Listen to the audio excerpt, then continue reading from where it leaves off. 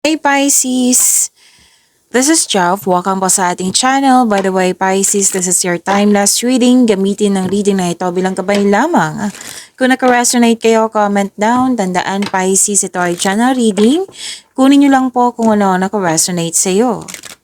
This is for you, Pisces.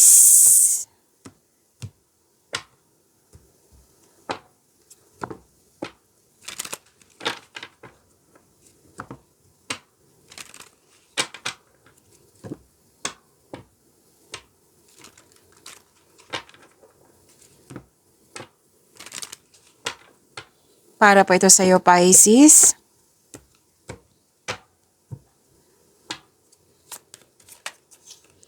Maraming salamat po sa inyong patuloy na suporta sa mga nag-donate, sa mga hindi nag-skip ng ads. Maraming salamat po. Sa mga hindi pa nag-subscribe, subscribe na po kayo at click bell notification para malaman nyo na may bago tayong video. Para sa mga gusto magpa-reading po, comment po kayo ng personal reading. Again, comment kayo ng personal reading and check my reply sa comment section. Okay. May exciting na ganap, Pisces, at may nag-uusap na magkakapatid dito. At huwag kayong maniwala agad sa chismis, alamin nyo muna kung totoo ba yan or hindi. At may success, may positive outcome, kitang-kita ko yung joy and happiness mo dito. And you have the power, increase confidence po ito. Yes. So claim nyo po, nagkaroon ng optimism, more on positivity, positive thoughts, yan. Tapos, mas lumawak yung ambisyon nyo sa buhay. Sabi po dito na mag-ingat kayo sa temptation or sa taong hindi totoo sa'yo. May matutuklasan kang may nagsinungaling. Opo. Pwede din may seduction na nangyari. At may tuso or mandaraya. So, ingat kayo sa kanya. Alam mo ito, kung sino ito. Tapos, makinig. Kung makinig kayo sa inyong intuition. Kumbaga.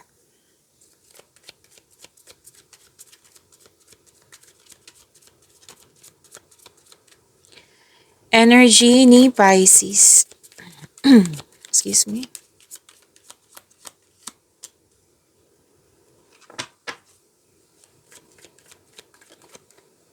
Para sa mga bago dito, takpan ko lang po kasi nakahubad siya. Hindi siya pwede dito.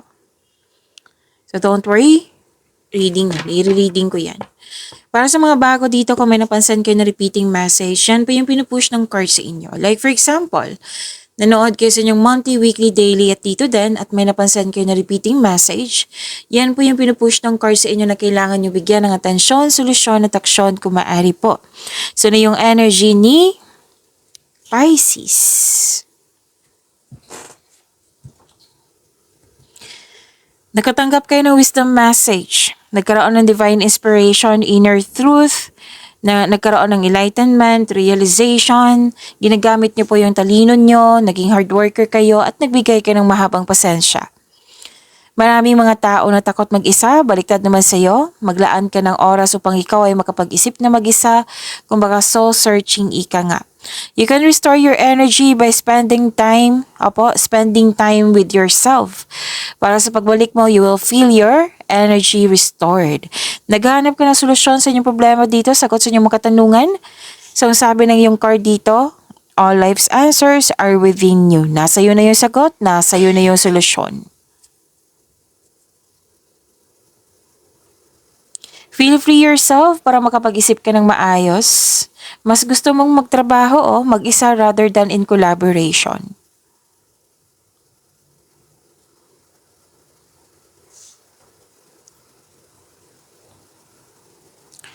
Nakatanggap kayo ng malaking blessings at naging generous kayo sa kapwa nyo. Abundant in life, mahusay kayo sa buhay, praktikal, maparaan, mapasuporta. May nag-aalaga ng baby, may nanganak, may mabubuntis. Fertility, nakikita ko dito. Kung gusto nyo, go ahead kung pwede sa inyo. May gustong magbuo ng pamilya, mag-start na ng family. Tapos may advice ang card nyo dito sa mga may relasyon na magtiwala at magbuo kayo ng lasting partnership. Mga tulong po yung mentor nyo, life coach nyo sa career nyo. Yes, it will help move your career forward. Tapos nakikinig kayo sa inyong intuition, gumagawa ka ng wise choices, and very supportive yung grupo ng tao sa iyo.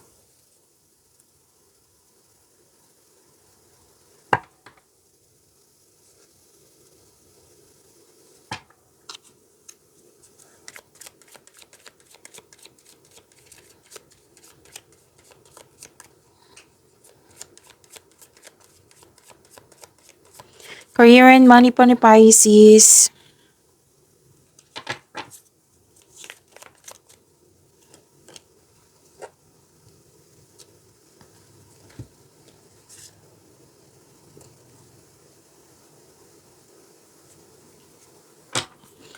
Nalungkot kayo dito sa career and money nyo. Some of you. Pwedeng nangyari na ito or mangyayari pa lang. Sana'y ma-overcome nyo po ito.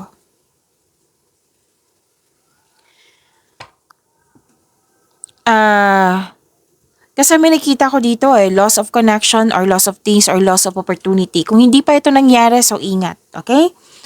And this is only temporary. Huwag kayong mag-alala. Oo.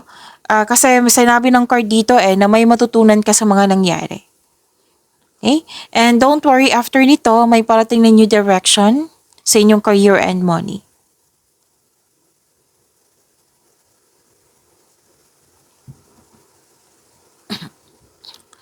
Okay.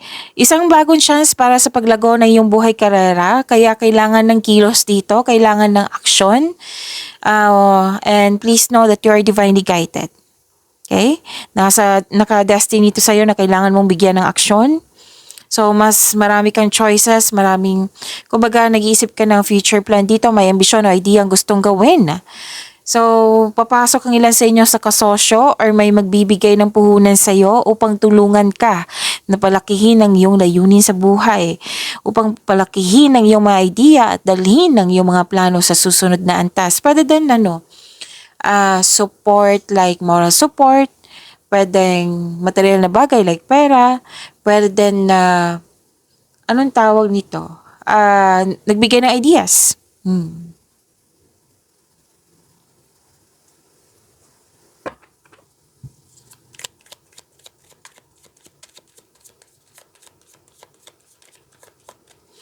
Love life, self-love, partnership, and romance ni Pisces. By the way, Pisces, anong tawag dito?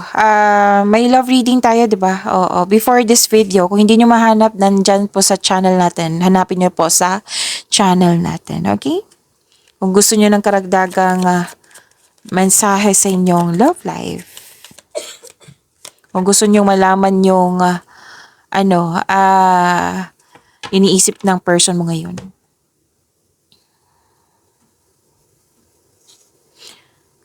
Hope and healing. Yes, you're in a process on healing. Sa mga single dito, you're in a process on healing.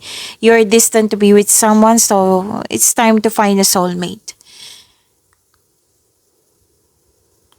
Para sa mga marelasyon sa buhay mag-asawa, the couple felt calm and harmonious sa inyong relasyon. At may nagtutulungan dito, nagtutulungan kayo. At magtiwala na all your dreams are coming true. Yan. You're healing from the past and feeling hopeful for the future.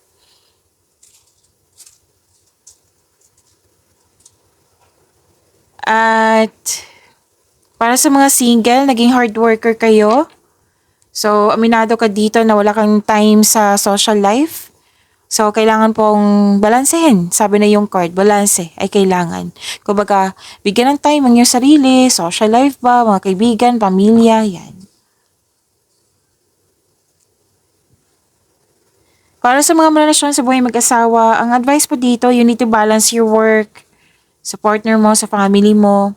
Kasi mukhang ito yung concern. Pwede ikaw yung may concern nito or concern ng person mo sa iyo. Oo, na may hindi na pagkakaunawaan ako nakikita dito. So give time.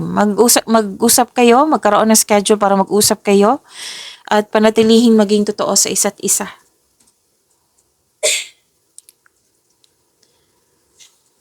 At